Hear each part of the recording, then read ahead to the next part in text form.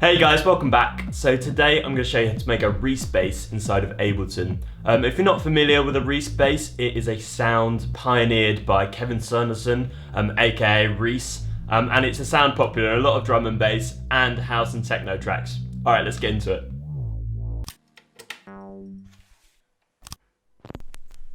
Alright, let's start by loading a wavetable. Let's turn on the sub and set the octave to 0. Let's turn the position of oscillator 1 to 100%. Now let's select classic and set the pulse width to 66%.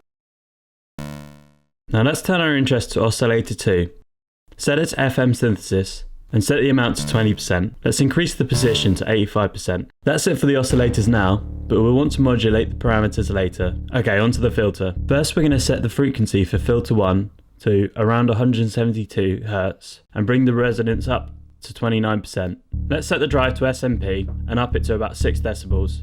Let's make filter 1 steeper as well by changing it from 12 to 24. Next we'll want to turn on filter 2 and turn it to a notch filter. Let's set the drive to OSR. Let's set the frequency to around 700 Hz and the resonance up to around 73. And let's increase the drive to around 5 decibels. Alright, modulation time. Let's start by editing envelope 3. Let's set the attack to 2.49 seconds, decay to 281 milliseconds, sustain for 9.3%, and let's keep the release the same. Okay, now let's edit LFO 1. We want to keep it sine wave and bring down the amount to 33% and increase the rate to 0.18. For LFO 2, we're going to use sine wave again, but reduce the rate right down to 0.05 Hz and slightly lower the amount to 90%. Some finer things before we start mapping.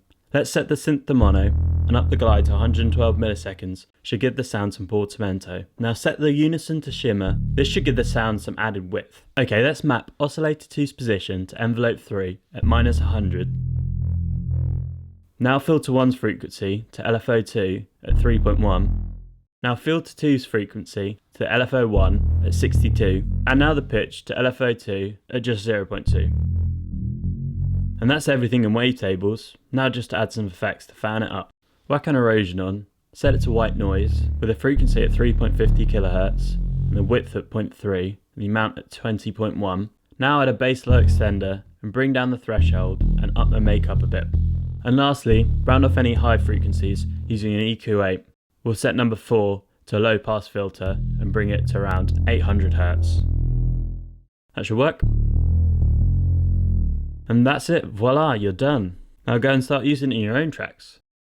Alright, so that's the video. I hope you guys enjoyed and learned something from that, and maybe start using Reese Basses in your own tracks. Don't forget to like, comment, subscribe, really helps the channel out. Maybe we can push to 500 subscribers by the end of the year. And as always, I'll catch you in the next one.